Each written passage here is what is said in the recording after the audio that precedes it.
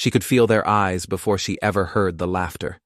It was a cruel sound, a dry, crackling thing that scraped along the dusty floorboards of the chapel.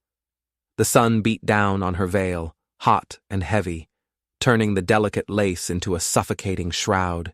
Her boots, the ones she'd spent a week saving for, scuffed awkwardly on the path between the benches. Her white dress, a hand-me-down from a woman who died in childbirth, dragged on one side, because she was limping, because she was 7 months pregnant, and because there was no groom waiting for her at the altar. Just a folded piece of paper where his hat should have been. Her hand shook around the bouquet of wildflowers she'd woven herself that morning, her knuckles white. Every step was a thunderclap in the suffocating silence, one foot in front of the other. She refused to look left or right, but she didn't have to. She knew exactly what she'd see. She could feel the tight-lipped grimaces of the women, their heads shaking in a rhythm of pious disapproval. She could feel the hard, judging stares of the men, their whispers passing between them like a disease. She could even feel the innocent, confused finger of a child pointing at the woman with the swollen belly in the wedding dress. "A bride like that," someone hissed, the words sharp enough to draw blood. "What kind of man would even want her now?" She kept walking. The aisle felt 1,000 miles long. Longer than it had yesterday during the rehearsal when he'd been by her side, smiling and promising her forever. Or maybe it just felt heavier now, each step a dead weight chained to her ankle. Her back screamed, her ankles throbbed with a dull, insistent fire. But she didn't stop, not when a man in the third pew let out a low, rumbling chuckle. Not when she saw her own father, sitting in the front row, lower his eyes to the floor in shame. And not even when the preacher, the man who was supposed to join them in holy matrimony, took one hesitant step back from the altar, his hand hovering over his Bible, as if he was deciding whether to speak the vows or just condemn her soul to hell right then and there. The baby shifted inside her, a sudden hard press against her ribs, as if it was bracing itself too. For a second, a single shattering second, she almost turned around. She almost let the shame swallow her whole. She almost ran. Almost. But then, just as her worn boot touched the first step of the altar, a shadow detached itself from the back of the church. A shape rose from the very last pew. He was tall, still, a man carved from the very rock of the mountains that surrounded their small, unforgiving town. He wore bone-beaded buckskin that seemed to drink the light, and his long, dark braids were streaked with silver, like lightning caught in a midnight sky. His eyes didn't flinch. The Lakota Chief, a man they called Ghost Walker because he came and went without a sound, started walking forward. He moved without a word, but every single step he took landed like a drum beat, like thunder rolling into a silent room. He didn't bow his head. He didn't ask for permission. He walked right up to the altar, right up to her, the town's fallen woman. The whispers died in their throats. He reached for her trembling hand, the one clutching the wilting wildflowers. His touch was firm, calloused, but impossibly gentle. He lifted her hand to his lips and he kissed her knuckles. It wasn't a kiss of lust. It wasn't a kiss of pity. It was a kiss of reverence. The kind of respect a king gives to a queen or a warrior gives to a sacred blade. A wave of sharp, shocked gasps broke across the chapel like a volley of gunfire. Nora blinked, her lips parted in disbelief. He had already stepped back, his face unreadable, his posture a silent challenge to every single person in that room. He gave her the floor, but he had taken the room. Suddenly, the laughter was gone. The whispers were choked off, because nobody in that town, not the preacher, not her father, not a single one of them, knew how to laugh when a man like that showed respect. They hadn't. Her hand remained suspended in the air, tingling where his lips had touched it, the warmth spreading up her arm like a forgotten memory. And for the first time in weeks, for the first time since Thomas had left her, she remembered how it felt to be seen, not as ruined, but as sacred. She turned, slowly, to face the crowd. The silence was hers now. She owned it. She didn't cry. Not then. Not even when her eyes found the empty chair in the second row, the one meant for her groom, a white ribbon still tied to the back, a ribbon she'd tied there herself with trembling, hopeful fingers. The preacher hadn't dared to remove it. No one had. But the man who was supposed to be sitting there hadn't just abandoned the church. He'd abandoned the whole damn town. He'd slipped away before the sun came up, leaving behind nothing but an empty whiskey bottle and that single folded note on the altar. Can't do this. I ain't that strong. She'd only read it once. She didn't need to read it again. The words were burned into her mind. She knew what kind of strength it took to stand by her side in front of all these people. And she knew, with a certainty that was as cold and hard as a river stone, that he'd never had it. But as she stood there, at that empty altar, her stomach swollen with the child they had made on a cold November night, the baby kicked. Hard. A sudden, defiant thump, like it had heard the silence and didn't agree with it one bit. Her breath hitched. It wasn't pain. It was clarity, a lightning strike of pure, unadulterated truth. That tiny, furious heartbeat inside her didn't need a husband to be born. It needed her.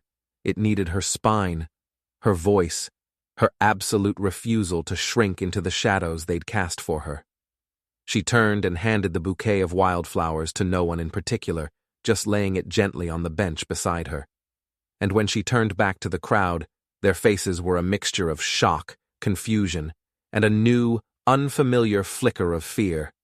They weren't laughing anymore, not because they had suddenly grown a conscience, but because he had changed the room.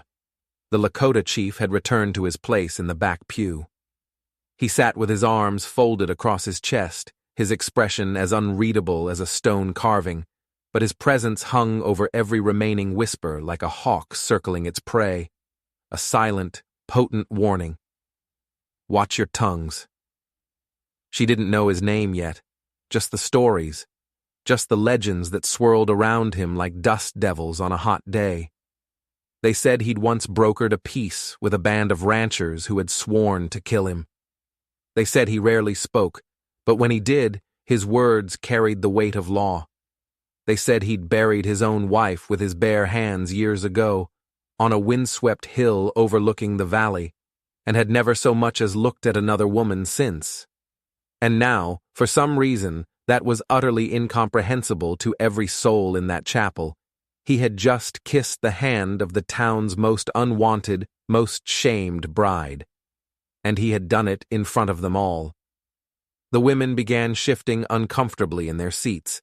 The baker's wife, a woman whose tongue was sharper than her husband's bread knife, actually stood up, her face a mask of confusion, looking as if she wanted to approach Nora to say something. But the chief just raised a single dark eyebrow, one tiny movement, and she sat back down so fast she nearly knocked the hat off the woman next to her. That's when the preacher finally found his voice. He cleared his throat, the sound unnaturally loud in the heavy silence, and he opened his book again. Shall we continue?" he asked, his voice shaking just a little. Nora looked at him. Then she looked toward the back of the chapel, where the chief sat like a silent king on a makeshift throne.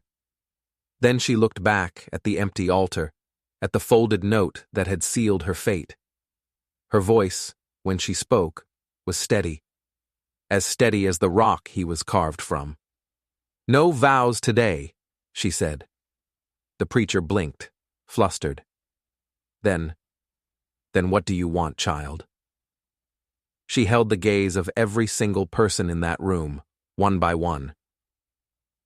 "I want them to remember this," she said, her voice ringing with a strength she didn't know she possessed. "I want them to remember that I came anyway." But as she stood there, a strange thought pricked at her. The note. Thomas's handwriting was always so messy, a frantic scrawl, but this note was neat, too neat.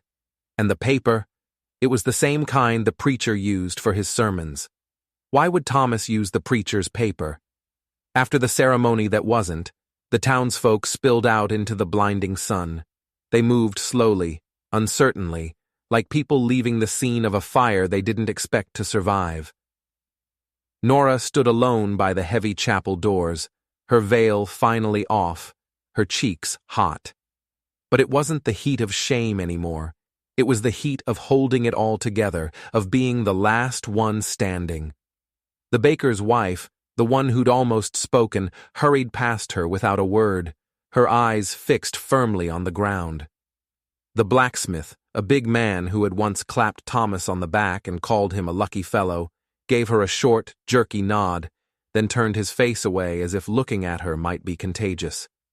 Even the midwife, Mrs. Gable, a woman who'd held Nora as a baby and had promised to be there when her own time came, crossed to the other side of the dusty path.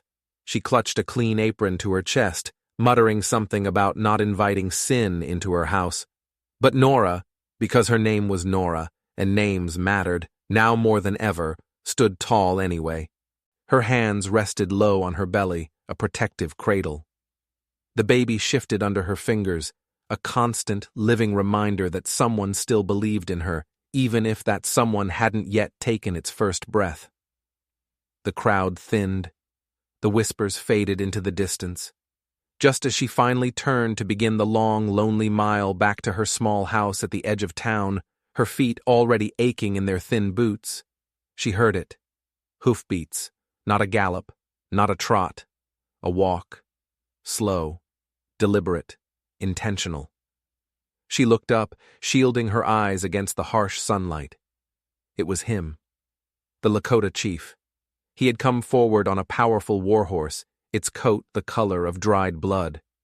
Trailing just behind him was a second horse, a quiet-eyed mare, already saddled and bridled, its reins hanging loose. He said nothing. He didn't need to. He simply dismounted in one fluid motion, gave her a single sharp nod, and held out the mare's lead rope. Her voice was barely a rasp. "For me?" He tilted his head, his silver-streaked braids catching the light. "For the child," he said, his voice low and resonant. "A woman in your state should not walk this far alone." Her throat tightened, a hard knot of emotion she refused to let surface. I don't have money for horses." He didn't blink. His dark eyes held hers, and for a moment she felt like he could see every fear, every scar she carried. "Then pay me with something better," he said. "Pay you how?" "Keep going," he said simply. And just like that, without another word, he swung himself back onto his own horse and rode off, the dust from the road curling up behind him like a wordless blessing. She stood there, stunned into silence, one hand on the mare's warm, solid neck, the other still curled protectively over her belly. The horse was calm, patient, its soft brown eyes regarding her with an unnerving intelligence, as if it had waited its whole life to carry someone exactly like her. Slowly, wincing at the pull in her back, she climbed into the saddle. The sudden height made her breath catch. From up here, she could see the whole town. And the whole town could see her. They were watching from behind their lace curtains and from the shadowed corners of their porches. But no one said a word now. No one dared to whisper. Because the girl they'd all been so quick to call a fool had just been honored, twice in one day, by a man who bowed to no one. As the mare turned, as if of its own accord, towards the path leading home, Nora felt her spine straighten. Not from pride. It was something else. The quiet, unshakable power of being lifted up, not by pity, but by principle. She rode past the preacher's house. He was standing on his porch, his face pale, his fists clenched at his sides. He looked from her to the horse, and then his eyes shot towards the disappearing figure of the chief. It wasn't just anger on his face, it was fear, pure, cold fear. And that's when it hit her. The cryptic warning from the chief. They fear the truth more than they fear sin. What truth? What did the preacher have to be so afraid of? The question echoed in her mind, a counterpoint to the steady rhythm of the mare's hooves. This wasn't just about a broken promise anymore. This was about something much, much darker. The wind was gentler down by the river, far from the prying eyes of the town, far from the chapel that now felt like a tomb. Nora slid off the mare's back, her legs trembling, and tethered it to a cottonwood tree. She knelt in the shallows, the icy current a shock against her bare feet.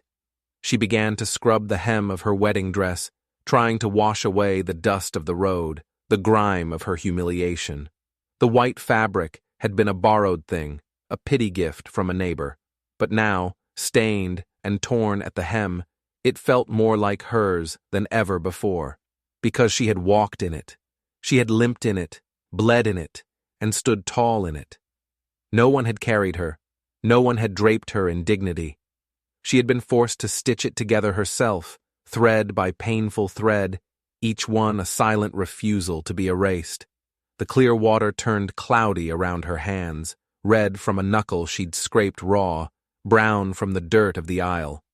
She didn't cry, not even when a sudden gust of wind caught the drying veil she'd laid on a rock and dragged it into the fast-moving current.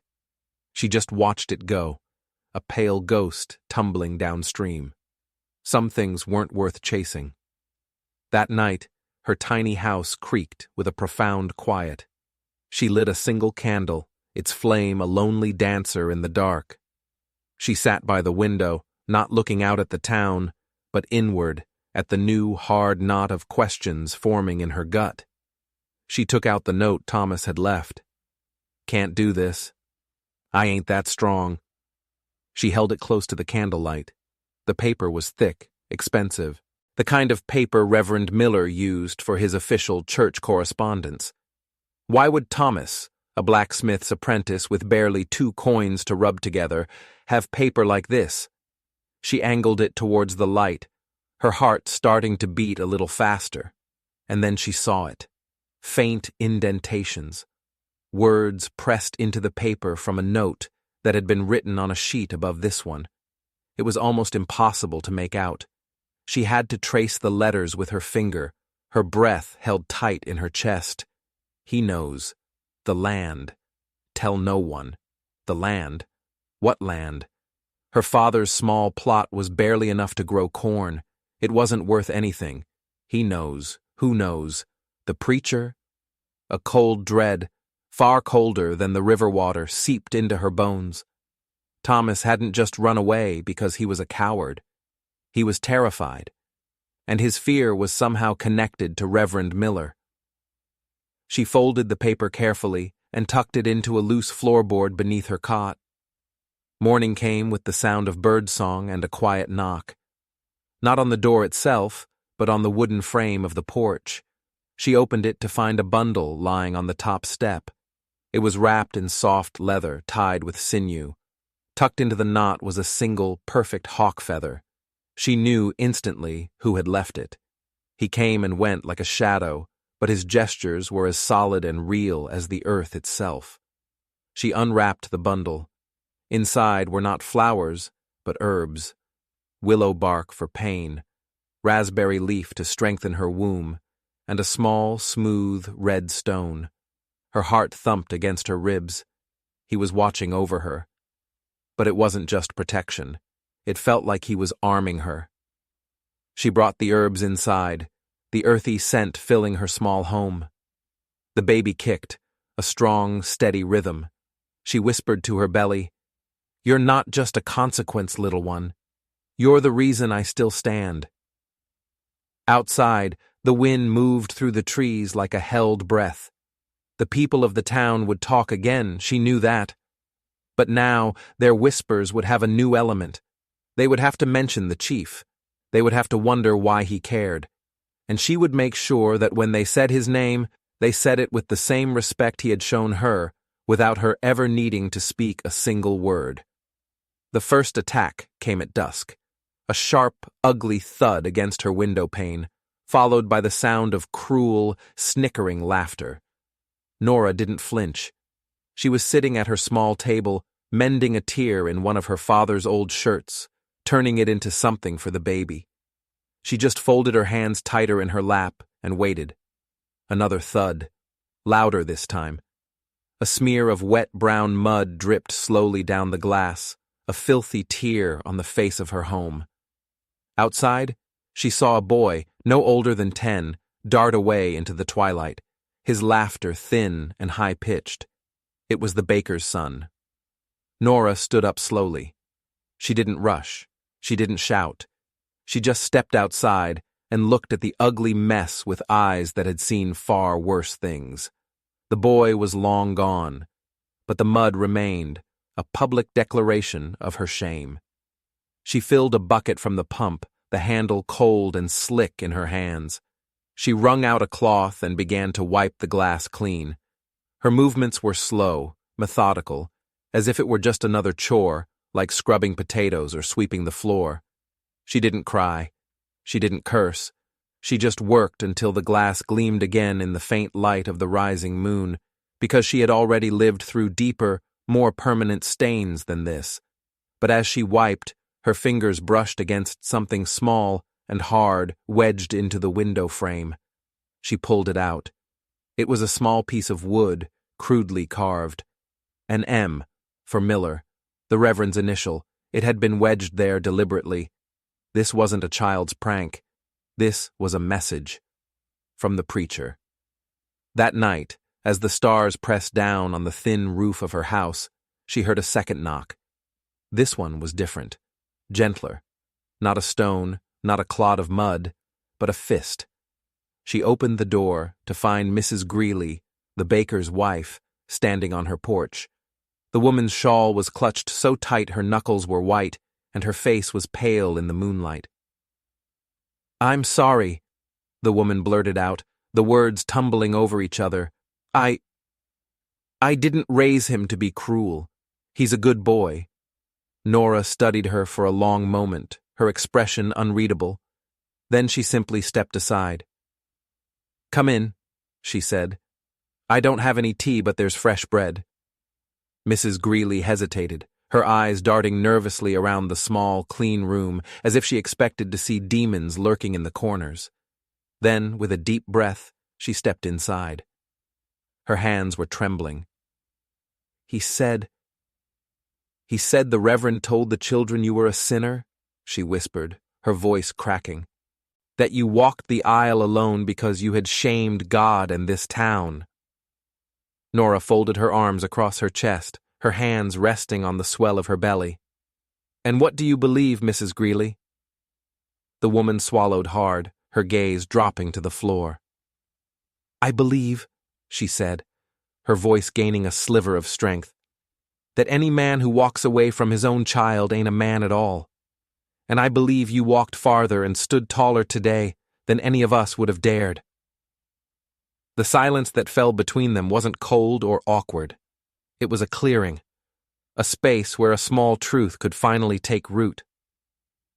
Mrs. Greeley set a small bundle down on the table. It was wrapped in clean linens. Inside were 2 jars of strawberry jam and a small stack of soft, folded cloths for the baby. "For the little one," she murmured, unable to meet Nora's eyes. Nora simply nodded. No thanks were needed. Only understanding. When the woman left, the porch felt different. Softer, somehow. As if the mud had never been there at all. The next morning, the boy returned. He didn't come to throw anything. He came with his father's pocket knife and painstakingly scraped every last bit of dried mud from the wooden siding of her house. Nora watched him from behind the clean window. She said nothing. She forgave him anyway. Because shame doesn't have to pass from mother to child. But dignity can, and someone had to be the one to start the change. Why not her? But she knew, with a chilling certainty, that this wasn't over. The preacher hadn't sent the boy just to scare her.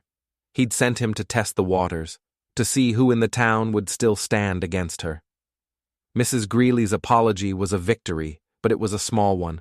The real war, the war over the truth Thomas had hinted at, had only just begun. The name stuck to her like burrs on a wool blanket. The Limping Bride. Children would whisper it when she went to the town well, their voices carrying on the dry breeze. Teenagers would giggle behind their hands when she walked past the mercantile, their eyes full of cheap scorn. Even the grown women, the pillars of the church, would say it with a sweet, pitying smile on their faces, while their eyes twisted a knife in her back. Nora never corrected them. She let them have their name. She didn't limp out of weakness or some divine punishment. She limped because she had slipped on a patch of ice during the 4th month of her pregnancy, trying to haul a load of firewood up a slope that was too steep for her worn-out boots. She'd fallen hard, her ankle twisting beneath her with a sickening crack. She had laid there in the snow for nearly an hour, the cold seeping into her bones, before she managed to drag herself home. No one had come to help her. Not then. Not until the chief. He never called her names. He never asked what had happened to her foot. He never mentioned the limp at all. He just kept appearing, like a guardian spirit drawn to her struggle. One day, he found her outside the tannery, her face etched with pain as she tried to hobble home with a sack of flour. He didn't say a word. He just materialized at her side and handed her a small, greasy pouch. Inside was buffalo tallow, mixed with herbs that smelled of pine and wintergreen. "For the joint," he'd said, before melting back into the shadows between the buildings. Another time, on the trail back to her house, her arms were laden with too many supplies, the weight threatening to throw her off balance. He simply appeared, walking in step beside her. He took half the load from her arms without asking, his large hands easily managing the clumsy bundles. He walked with her in complete silence all the way to her door, set the supplies on her porch, nodded once, and was gone. That day she finally broke the silence between them. "Why?" she called out to his retreating back. "Why do you help me?" He didn't stop walking, but his voice carried back to her, low and clear. "Because you do not ask anyone to." "That's not an answer," she said, frustration making her bold. He paused for a moment, turning his head just slightly. A ghost of a smile touched his lips. "No," he said. "It is a reason." From that day forward, he didn't just watch from a distance. He walked beside her, not every day, not predictably, but always, always when she needed it most. It was as if the sky itself knew her burdens and whispered them to him on the wind. The town noticed. Of course they noticed. Their whispers changed. The scorn was still there, but now it was laced with a healthy dose of fear and confusion. The limping bride was now seen in the company of the ghost walker. One afternoon, they passed 2 women gossiping over a fence line. The women's mouths were moving a mile a minute, their heads bobbing in vicious agreement. They fell silent the moment they saw the chief. He didn't break his stride. He just turned his head and looked at them. One look. That's all it took. Their eyes dropped to the dirt like they were guilty children caught stealing cookies. Their faces flushed red. Nora didn't smile. She didn't have to. She just adjusted the basket on her hip and kept walking, her limp steady, rhythmic, and utterly unashamed. She'd stopped trying to hide it. If they needed a name for her, let them have it. She would give it a new meaning entirely, because sometimes the strongest steps are the ones taken after a fall, and the most sacred ground is the path you walk when someone stays beside you, not with empty words, but with a presence as solid as the mountains. Later that week, she was gathering herbs by the river, the very spot where she had washed her dress. The chief found her there. He wasn't walking.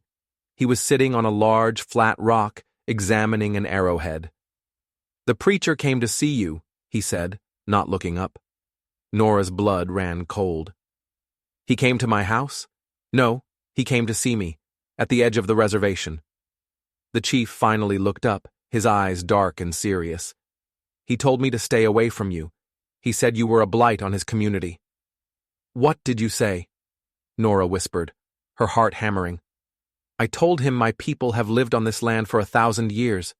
We know a blight when we see one, and it does not limp." He paused, his gaze intense. "He offered me money, a lot of money, to leave this valley and take you with me." Nora stared at him, speechless. The preacher was trying to buy him off, to get rid of her. Why was he so desperate? He's afraid of you, the chief continued, his voice quiet.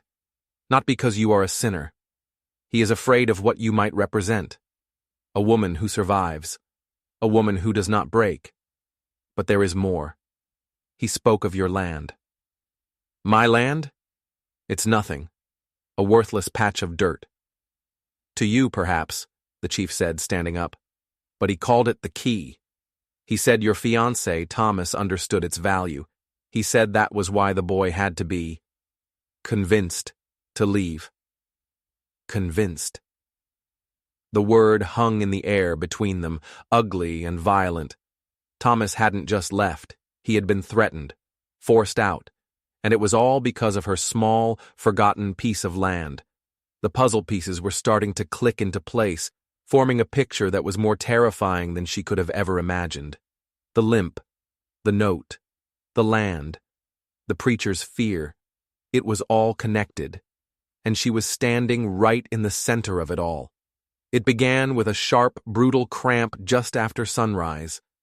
Nora had been out gathering the last of the fallen firewood, stubborn as ever, despite her swollen ankles and a belly that felt as tight as a drum. She paused, leaning against a tree, thinking it was nothing. Just another false alarm, like the one she'd had last week. But then she tried to stand, and a wave of pain so intense it stole her breath, dropped her to her knees in the dirt. This time, it didn't pass. It held on, a giant fist clenching deep inside her. She was alone. Of course she was alone. The town midwife, Mrs. Gable, had long since stopped her visits, scared off by the preacher's venomous sermons. The few women who had started to soften towards her, like Mrs. Greeley, were too intimidated to openly defy him. It was just her, the baby, and the pain building in relentless waves, each one stronger than the last. She crawled back to the house, dragging the firewood behind her. Every inch was an agony. She collapsed onto her cot, her body trembling, her forehead slick with sweat. Her water broke an hour later, a warm gush that signaled there was no turning back. There was no time for boiling water or clean cloths. There were no hands to hold, no comforting words to hear. There was only her own dwindling strength and the echo of every whispered insult that said she couldn't do this, that she was weak, that she would fail without a man to save her. She clenched her teeth against a scream, her knuckles white as she gripped the rough blanket. She pushed, she cried, she pushed again, a raw, guttural sound tearing from her throat. She was a lone animal, fighting for her young in a hostile world. The door creaked open. She didn't have the strength to lift her head. She couldn't, not until she heard the sound. Moccasins on the wooden floor, gentle, certain, unhurried. Through a blur of sweat and tears, she looked up, and she saw him, the chief. He didn't speak. He simply knelt beside her cot, his weathered face calm and focused. He was unwrapping a leather satchel lined with clean cloth. Inside were bundles of herbs, a skin of fresh water, and soft, tanned deer hide. "I sent for someone," he said quietly, his voice a steady anchor in her storm of pain. "But she is old, and her horse is slow. I will stay until she comes." You don't have to," Nora gasped, another contraction seizing her. "I know." He took a clean cloth, dipped it in the water, and gently wiped her brow. He tucked it behind her neck, the coolness a small miracle. He brushed the sweat-soaked hair from her face with a tenderness that made her want to weep. "You are not alone, Nora." No one had spoken her name with such reverence since her mother had passed away. It was a balm to her shattered spirit. The next contraction ripped through her, and this time she screamed, a full-throated cry of agony and effort. But it wasn't a scream of fear, not anymore. Because there was someone beside her who wouldn't flinch, who wouldn't turn away. He took her hand, his grip strong and sure, and she squeezed it with a force she thought would break his bones, but he didn't even wince. Between her tortured breaths, he whispered to her, He spoke in his own language, in Lakota, the words rolling like smooth river stones. She didn't understand what he was saying, but she felt the meaning in her very bones. Safe, sacred, strong. The midwife, Mrs. Gable, arrived far too late. By the time the old woman shuffled hesitantly through the doorway, her face a mixture of fear and professional duty, the chief was already wrapping the baby in a soft piece of deer hide. His eyes, when he looked up, were misted with emotion, but his hands were steady. A daughter, whole, crying with a strength that filled the tiny cabin, alive. Nora sobbed, a flood of relief so profound it left her weak. "Thank you," she whispered, her voice a shredded ruin. He looked down at her, then at the tiny, squirming bundle in his arms. "You were brave," he said, his voice thick with an emotion she couldn't name. "I just bore witness." He placed the baby gently on her chest, her daughter, her reason. And for the first time, Nora truly believed that she had not done it alone. She had not been rescued out of pity. She had been honored. Just as Mrs. Gable began to busy herself, her hands shaking as she tried to tidy up, there was a heavy pounding at the door. Not a knock, a fist. Reverend Miller burst in without waiting for an answer. His face was thunderous, his eyes blazing with fury. He stopped dead when he saw the scene before him. Nora on the cot, the newborn in her arms. Mrs. Gable looking terrified, and the chief standing like a sentinel beside them. "What is the meaning of this?" the preacher bellowed, his voice shaking the very walls. "This is a house of sin, and you," he pointed a trembling finger at the chief, "you defile it with your heathen presence." The chief didn't even look at him. He was watching Nora, watching the way she held her child. "Mrs. Gable," the preacher roared, "you were forbidden from coming here. This woman is an outcast." The old midwife flinched, her face pale. She opened her mouth to speak, to defend herself, but no words came out. It was Nora who answered. Her voice was weak, but it carried a new weight.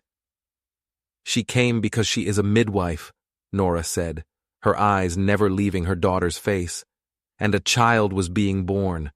That is a holier duty than any you preach from your pulpit." The preacher's face turned a mottled shade of purple. He took a step forward, his hand raised as if to strike. "You will not speak to me that way, you insolent." He never finished the sentence. In a movement so fast it was almost a blur, the chief stepped between the preacher and the cot. He didn't touch him. He didn't have to. He just stood there, a silent, unmovable mountain of a man.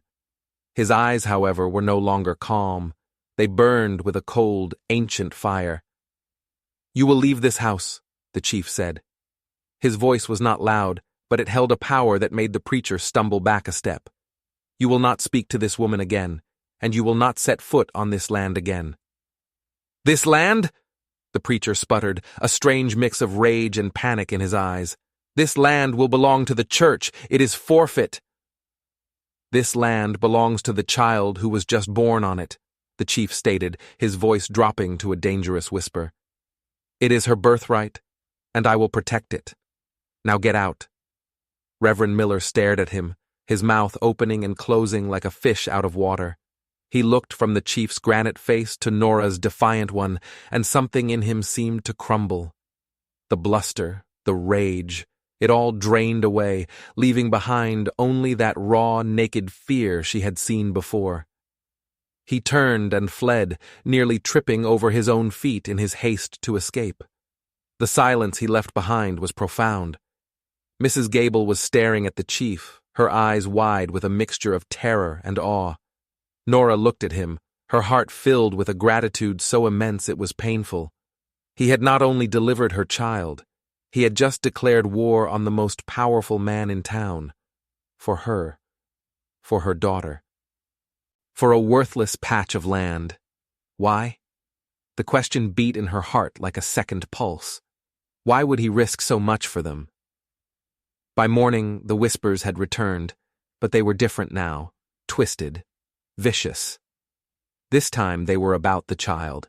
Some said the baby had no father. That was the old story. The new one was worse. Others said she did have a father, and that it was the chief himself. They said he was a savage who had taken advantage of a fallen woman. They called Nora names again, but softer now, laced with fear, because the chief still walked the roads of their town, and he still watched with eyes that did not miss a single thing. A few days after the birth, Nora wrapped the placenta in a clean cloth. It was tradition, her mother had told her, to return what gave life back to the earth. She walked to the small churchyard, her daughter held tight against her chest. She wanted to bury it at the foot of her mother's grave, beneath the shade of the old oak tree. The preacher was there, overseeing the digging of a new grave. He saw her coming, and his face hardened into a mask of cold fury. "What do you want?" he snapped, blocking her path. "I wish to bury this," Nora said quietly, holding up the small bundle. "Beneath the oak, by my mother." The preacher's lips curled into a sneer. "This ground is consecrated. It is for the sanctified children of God," he said, his voice dripping with venom. "Your child was born of sin. She was not wed. Her afterbirth has no place here." Nora didn't argue. She didn't plead. She saw the finality in his eyes, the sheer, unadulterated hatred. She just nodded once, turned, and walked away, holding the small bundle in her arms, as if it were still a living part of her. She didn't let the tears fall until she was on the trail behind her own house, far from any prying eyes. She sank to her knees, the grief and rage and helplessness washing over her in a suffocating wave. And then she saw him. He was waiting for her. The chief was crouched in the tall grass near a small clearing she'd never noticed before. He had a knife in one hand, and he was arranging a circle of smooth, gray river stones in the earth. She blinked, stunned. "You knew?" she whispered. He looked up, his expression grim. "I watched him deny you again." His voice held no pity, only a deep, resonant gravity.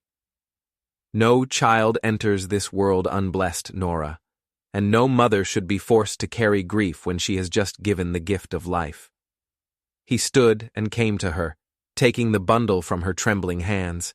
She knelt beside the circle of stones he had made. I don't know your customs," she stammered. "Then we will make new ones," he said simply. "Our own." He handed her the knife. With shaking hands, she took it. She didn't know what to do.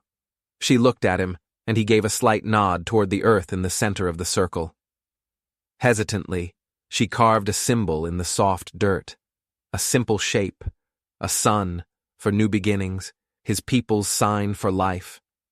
He then took the knife and, beside her son, he carved another symbol. It was a circle with a single line drawn through the middle. "The horizon," he explained softly, "where Mother Earth meets Father Sky, where all things are balanced." Together, they dug a small hole in the center of the symbols. They gently lowered the bundle into the earth. There were no prayers said, no holy words spoken. Just the sound of their shared breath, the whisper of the wind in the pines, and the weight of a shared sacred meaning. The wind shifted, and with it, something tight and painful inside her chest loosened. Not shame, not guilt. It was just space. Space for a kind of love that didn't need to ask for permission. When they stood, he pressed a stone into her palm. It was the red one he had left on her porch, still warm from being in his pocket. "Place this by your door," he said. "It is a symbol of protection. Among my people, those who see it will know this is a home to be honored. They will never cross your threshold without respect." He paused, his dark eyes looking toward the distant town. "And those who do not know its meaning," he said, his voice hardening slightly, "they will learn." That night, for the first time since she was born, the baby slept through the entire night. Nora lay awake, tracing the chief's symbol, the horizon, into the rough wood of the cradle he had carved for her daughter. It was a silent promise. etched into pine. A declaration. She didn't know what tomorrow would bring, but she knew this. No matter who laughed, who judged, or who left, she had buried her shame in the earth, and something far stronger had already begun to grow in its place. She found out the truth about the land by accident. Mrs. Gable, the midwife, came to visit a week later. She was still terrified of the preacher, but she seemed more terrified of disappointing the chief. She brought a small pot of soup and her courage. While she was checking on the baby, she let it slip. "It's a shame about your father's contract," she'd said, clucking her tongue. "Contract?" Nora asked, her attention snagged. Mrs. Gable's eyes widened. She realized her mistake. "Oh, it's nothing, dearie. Old town gossip." But Nora was relentless. "What contract, Mrs. Gable?" The old woman wrung her hands. "It was years ago. Your father, bless his heart, he wasn't a good businessman. He got into debt with the mercantile, and Reverend Miller paid it off for him. In exchange," she lowered her voice to a whisper, "your father signed a paper. It said if he ever defaulted, or if his family line ever ended, without a legitimate, church-sanctioned heir, the land would revert to the church." Nora felt the blood drain from her face. A legitimate, church-sanctioned heir, a child born in wedlock. "Thomas knew," Nora breathed, the pieces falling into place with sickening speed. "Our marriage, it wasn't just about love. It was about saving my family's land." "The boy loved you, Nora. Don't ever doubt that," Mrs. Gable insisted. "But the preacher, he found out about the baby. He saw his chance. He told Thomas that if he married you, he'd declare the contract void on a technicality, that Thomas knew you were with child before the wedding. He would have taken the land anyway and ruined your family's name for good. He told Thomas the only way to protect you was to disappear, to make it look like you were the sinner, so no one would ever question why the church was taking the land of a fallen woman. It was diabolical, a trap sprung years ago, waiting for the perfect moment. Her public shaming hadn't been a byproduct of her situation, it had been the entire point. The preacher hadn't just wanted her gone, he had wanted her broken, shamed, and stripped of everything, all so he could claim a small, seemingly worthless patch of dirt. "But why?" Nora asked, her voice trembling with a cold rage. "Why does he want this land so badly?" Mrs. Gable looked around nervously, as if the walls had ears. "There are stories," she whispered. "Old stories, about the river that runs through your property. They say the silt. It runs with gold." It began with the small things, the kind of things you could easily explain away if you wanted to. Her baby daughter, whom she had named Hope, rarely cried. She didn't scream during thunderstorms, and she slept through nights so cold the water froze in its bucket. When Nora would sing the old lullabies her mother had taught her, small sparrows and finches would perch on the windowsill, tilting their heads as if they understood every word. A mare in the neighboring farmer's barn, a horse long thought barren and destined for the knacker's yard, gave birth to a healthy foal just 2 days after Nora had rested a hand on its flank and whispered soft words to it. The rumors started again, but these were different. They weren't just about sin anymore. They were laced with fear and awe. They started to call it witchery. They said the chief, the ghost walker, had cast some kind of charm on her, that her limp wasn't from a fall, but was the mark of a pact made with some dark forest spirit. One of the children from the town swore he saw fireflies dancing around Nora's head in the broad daylight. The blacksmith's wife, a woman who measured her life in ounces and pounds, claimed that the bread Nora baked and left to cool on her windowsill stayed fresh for a week, far too long to be natural. But the fear didn't keep them away. In fact, it drew them closer. They came quietly, under the cover of darkness, knocking softly on her door. A mother with a boy burning with fever. A wife with a husband lost in a deep, sleeping sickness that no doctor could cure. a young man who stuttered so badly he hadn't been able to speak a full sentence in weeks. Nora never claimed to have magic. She never spoke of spells or charms. She just listened. She just touched a cool cloth to a fevered brow. She just brewed teas from the herbs the chief had brought her. She just remembered, with a clarity that was almost painful, what it felt like to be treated like a wound instead of a person. And so she poured a quiet, desperate warmth into everything she did, everything she gave. She gave them tea. She gave them clean cloth. She gave them her silence, a space where their own fears could finally be heard, and they got better. The boy's fever broke. The husband woke up. The young man began to speak in hesitant but clear sentences.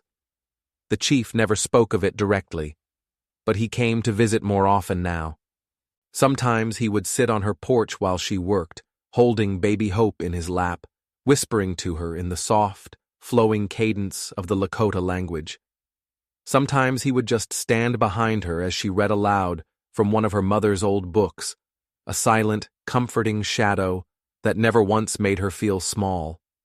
One night, as she sat rocking her baby beneath a full, silver moon, the light casting long shadows across the porch, she finally asked him the question that had been haunting her.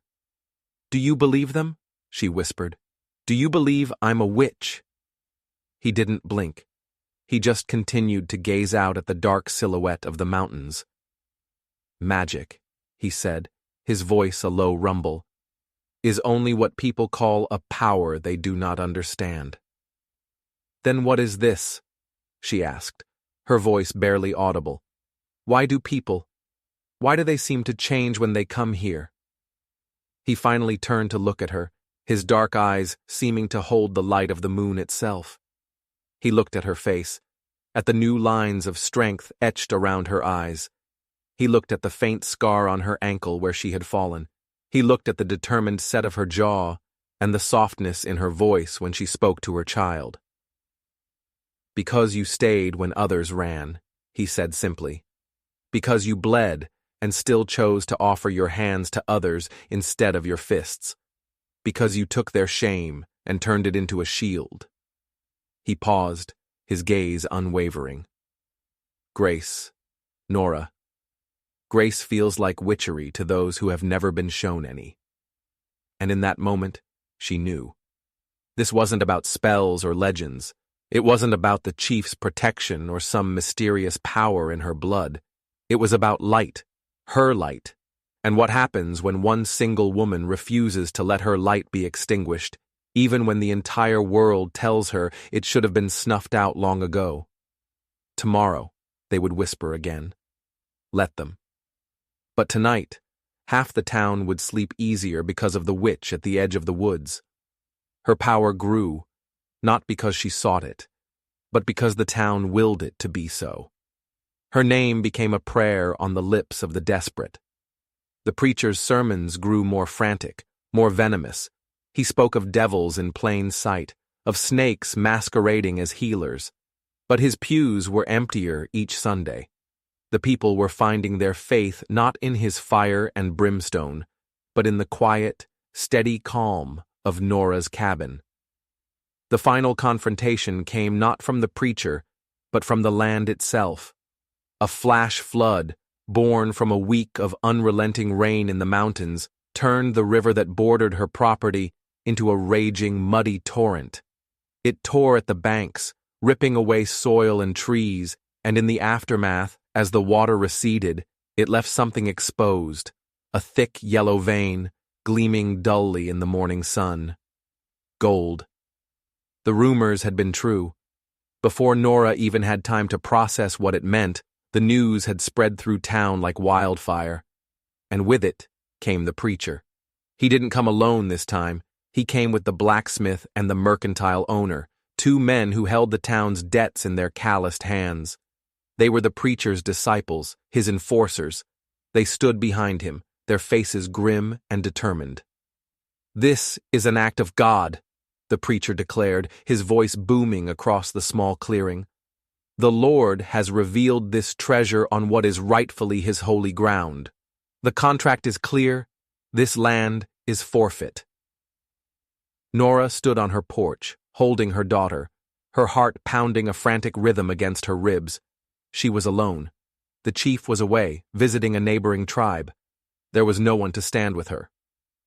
"This land is mine," she said, her voice shaking but firm. "It belongs to my daughter." "Your daughter is a bastard born of sin," the blacksmith snarled. "She has no claim." "The contract is with the church," the mercantile owner added, waving a piece of paper in his hand. It was the contract her father had signed. "It is legal. It is binding." They started to advance on her, their eyes gluttonous, fixed on the glittering streak in the riverbank. Nora backed away, her mind racing. There was nowhere to run, and then she saw him. Not the chief, Thomas.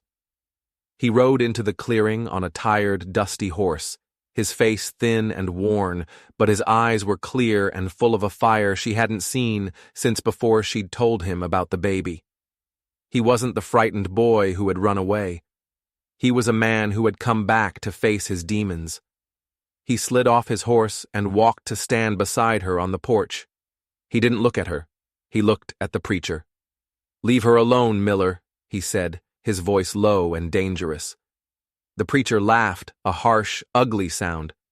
"Thomas, the prodigal coward returns. Have you come to watch as I claim what is mine?" "I've come," Thomas said, reaching into his saddlebag, "to show the whole town what you are." He pulled out a thick ledger book. "My father was your bookkeeper for 20 years, Reverend. He saw everything. He wrote it all down. Every donation you squeezed out of a desperate farmer, every backroom deal, every threat." He looked over at the blacksmith and the mercantile owner. "He even wrote down how you conspired with these two to create false debts, to ruin good people so you could seize their property for the church, or for yourselves." He flipped open the book, and he wrote down the truth about the chief's wife. A stunned silence fell over the clearing. Even the river seemed to hold its breath. "She didn't die of a fever, did she, Reverend?" Thomas continued, his voice ringing with cold conviction. "She found the gold on this land years ago. She knew what it was worth. You and your friends here, you tried to scare her off, but she wouldn't scare. So you killed her. You buried her in the woods and told everyone she ran off. Then you started the rumor that the chief was a dangerous savage to keep people away from this land, away from your secret." The blacksmith lunged for him, but Thomas was ready. He sidestepped and brought the heavy ledger down on the man's head. The blacksmith crumpled to the ground. The preacher's face was ashen. "Lies. These are the devil's lies." "Is it a lie, Reverend?" The voice came from the trees, deep, resonant, full of a righteous fury that had been simmering for years. The chief stepped out of the woods. He was not dressed for peace. He wore leather and war paint, and in his hand he held a hawk-headed tomahawk. He was not alone. Behind him, emerging silently from the trees, were 20 warriors, their faces grim, their weapons ready. He had come back, and he had brought the wrath of his people with him. The mercantile owner took one look at the war party and fainted dead away. The preacher stood alone, trembling, his face a mask of pure terror. The chief walked forward until he was standing toe-to-toe with the preacher. He didn't raise his voice. He didn't need to. "My wife's name was Mourning Dove," he said, his voice a deadly whisper. "She loved this land. You stole it from her. You stole her life, and you tried to steal the honor of this woman." He gestured with his chin towards Nora. "There is no God in your church, preacher. Only greed. Your reign in this valley is over." He turned to his warriors. "Take them to the fort. The white man's law can deal with them. Their crimes are against both our peoples." As the warriors dragged the whimpering preacher and his unconscious cronies away, Thomas finally turned to look at Nora. There were tears in his eyes. "I'm sorry, Nora," he whispered. "I was a coward. I should have stayed. I should have fought for you." "You came back," she said softly, clutching hope to her chest. "You came back and you fought for the truth. That's all that matters." He nodded, a sad smile on his face. He looked at the chief, who was now standing beside Nora, his hand resting gently on her shoulder. Thomas saw the way they looked at each other. He saw the family that had been forged in the fire of adversity. "The land is yours now, Nora," Thomas said, "and the gold. You and your daughter. You'll be safe." He mounted his horse. "I can't stay. There's too much history here, but I had to make it right." He rode away without looking back, a man who had lost everything but had finally regained his soul. Spring came early that year, painting the valley in a riot of wildflowers and warming the porch where Nora now rocked her child. The town had changed. The fear was gone, replaced by a quiet, burgeoning respect. They no longer whispered about the witch in the woods. They spoke of the healer on the hill. She had used the gold not for herself, but for the town. She built a new schoolhouse, a proper infirmary, and ensured no family would ever lose their land to debt again. She had rebuilt her world from the scorched ground up, and that kind of strength, that kind of grace, could never be ignored. One Sunday morning, the old chapel bell rang out across the valley. It wasn't a call to a sermon. It was a call to a gathering. The entire town came, drawn by curiosity and hope. The Lakota people came down from the hills, their colorful blankets a stark contrast to the drab homespun of the townsfolk. They gathered not inside the church, but outside, under the open sky. The chief stood before them all. He was not in war paint today. He was in the full, stunning regalia of his people, a beaded vest, polished turquoise stones, and 2 eagle feathers braided carefully behind his left ear. Nora arrived last, holding her daughter on her hip. Hope was walking now, her small hand clutching one of her mother's fingers. Nora didn't know why she had come, only that her feet had carried her there, that this was where she belonged. The chief didn't ask her to speak. He didn't ask her to stand beside him. He simply stepped down from the slight rise where he stood. He crossed the space between them slowly, his eyes never leaving hers. And in front of the entire silent town, in front of his people and hers, he knelt, not before the crowd, before her. He took her free hand, the one not holding her daughter's, and he kissed it, just as he had on that first terrible day, with reverence, with respect, with a love that had been born of witnessing, built from shared strength, and sealed without a single vow. He pressed something into her palm. It was a simple woven band of sweetgrass, the sacred Lakota sign of union, of family, of a bond that could never be broken. A soft gasp went through the crowd, a sound not of shock this time, but of understanding, of awe. Nora didn't cry. She just reached down and pulled him to his feet, her hand holding his, their fingers intertwining. The child between them, her daughter, their hope, let out a soft, happy coo that sounded like the wind. And the people, all of them, finally understood. This wasn't pity. This was not rescue. This was love. Later that night, when the porch was quiet and the moon was full and fat in the sky, Nora whispered to the sleeping baby in her arms, "One day, they will ask you how I survived." The baby shifted, her breath slow and deep against her mother's chest. "And I'll tell them," Nora continued, her gaze drifting towards the mountains, where a single light burned in the chief's lodge, "that I didn't just survive. With a little help, I rebuilt the whole damn world." And somewhere on the wind, in the rustle of the cottonwood leaves and the breath of the great open plains, she felt his presence, not watching over her, but standing beside her, and she knew with a certainty that filled every part of her that she would never, ever be laughed at again. If this story reminded you that your true worth is never defined by the crowd, but by your own refusal to fall, then don't forget to subscribe for more stories that echo from the heart of the West. And let us know in the comments below.